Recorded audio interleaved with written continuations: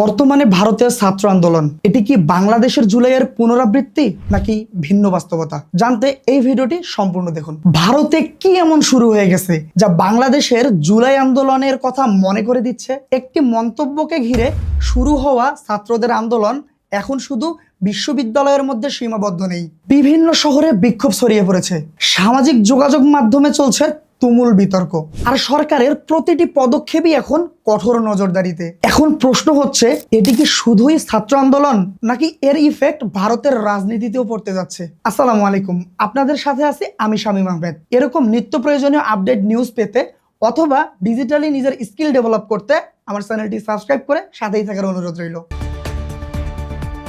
সম্প্রতি ক্ষমতাসীন দলের এক ঊর্ধ্বতন নেতার ছাত্রদের নিয়ে বিতর্ক মন্তব্যকে ঘিরেই দীর্ঘ সমালোচনার জন্ম দেয়। অনেক শিক্ষার্থী মনে করে এই মন্তব্য তাদের সম্মানে আঘাত করেছে। এরপরেই দেশের বিভিন্ন বিশ্ববিদ্যালয়ের শিক্ষার্থীরা প্রতিবাদে রাস্তায় নামতে শুরু করে। কিন্তু এই পরিস্থিতি আরো উত্তপ্ত হয়ে ওঠে যখন শিক্ষার্থী এবং পুলিশের মধ্যে সংঘর্ষ সৃষ্টি হয়। আর এখানেই বাংলাদেশের সাথে মিল খুঁজে পাচ্ছেন অনেক নেটিজেনরা। বাংলাদেশের জুলাই আন্দোলনের শুরুতে মূল ইস্যু ছিল একটি নির্দিষ্ট দাবিকে কেন্দ্র করে, কিন্তু আন্দোলন যতই বাড়তেছে ততই পুলিশের সাথে সংঘর্ষ বাড়তেছে আন্দোলনকারীদের, এবং সামাজিক যোগাযোগ মাধ্যমের ভূমিকা আন্দোলনের গতিপথ বদলে দিচ্ছে।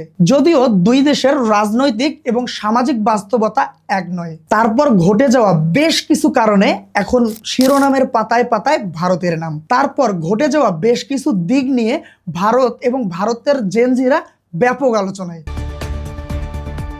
প্রথম দিকে আন্দোলন শুরু করেন বা আন্দোলনে ছিলেন শুধুমাত্র শিক্ষার্থীরা, কিন্তু দেশের বিভিন্ন জায়গায় সংঘর্ষের ভিডিও ভাইরাল হওয়ার পর সাধারণ মানুষের বিরাট একটু অংশ প্রকাশ্যে সমর্থন জানানো শুরু করে। কোথাও কোথাও স্বেচ্ছাসেবীরা আন্দোলনকারীদের জন্য খাবারের ব্যবস্থা করছেন, আবার কোথাও কোথাও চিকিৎসকরা আহতদের প্রাথমিক চিকিৎসা প্রদান করছেন। আর এই সব দৃশ্য জেনজিদের মাধ্যমে সারা বিশ্বে দ্রুত ছড়িয়ে পড়ছে। যে কোনো বড় আন্দোলনের মতো বর্তমানে ভারতেও জেনজিদের মাধ্যমে তথ্যযুদ্ধ বা ইনফরমেশন ওয়ার চলছে।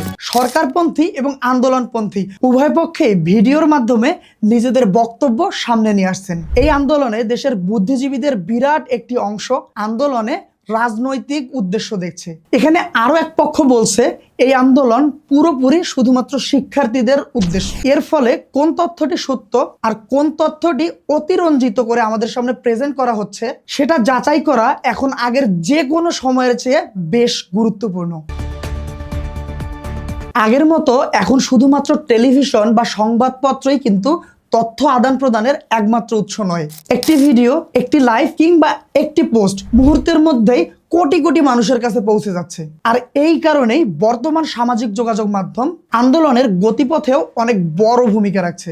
সবচেয়ে বড় প্রশ্ন এখন একটাই, এই আন্দোলন কি কেবল কয়েকদিনের প্রতিবাদ হিসেবেই শেষ হবে, নাকি এই আন্দোলন শ্রীলঙ্কা, বাংলাদেশ, নেপালের মতো ভারতেও দীর্ঘমেয়াদী প্রভাব ফেলবে? এর উত্তর সময়ই বলে দিবে। তবে এখানে একটি বিষয় স্পষ্ট ক্লিয়ার, যখন দেশের তরুণরা তথা জেনজিরা একসাথে রাজপথে নামে তখন সেই ঘটনাকে শুধু সাধারণ প্রতিবাদ হিসেবে দেখার কোনো সুযোগ নেই। এখানে আপনার কি মনে হয়, বর্তমানে ভারতের ছাত্র আন্দোলন কি শুধুই একটি সামাজিক বিক্ষোভ, নাকি এটি ভবিষ্যতের অনেক বড় রাজনৈতিক পরিবর্তনের ইঙ্গিত? আপনার মতামত অবশ্যই কমেন্টে লিখুন। আমি আপনাদের কমেন্ট নিয়ে পুনরায় ভিডিও বানানোর চেষ্টা করব। নতুন একটি ভিডিও খুব দ্রুতই পাবলিশ করতে যাচ্ছি, সেই ভিডিওটি দেখার আমন্ত্রণ রইল, এবং আমার ভিডিও সবার আগে আপনি পেতে চ্যানেলটি সাবস্ক্রাইব করে বেল আইকনটি বাজিয়ে দিবেন। আমি শামীম আহমেদ আজকের মতো এখানেই বিদায় নিচ্ছি। দেখা হচ্ছে অন্য কোনো ভিডিওতে। ততক্ষণ পর্যন্ত নিজেদের খেয়াল রাখবেন। আসসালামু আলাইকুম।